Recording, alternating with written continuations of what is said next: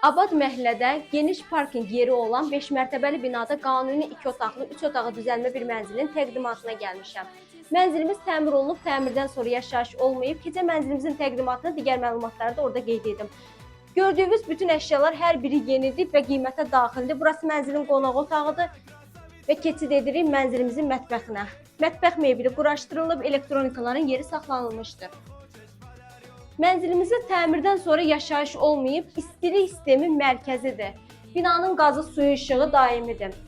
Daxil oluruq mənzilimizin yataq otağına. Sənədi kupçadır, qeydiyyatda heç kim yoxdur. Sənədləri tam qaydasındadır.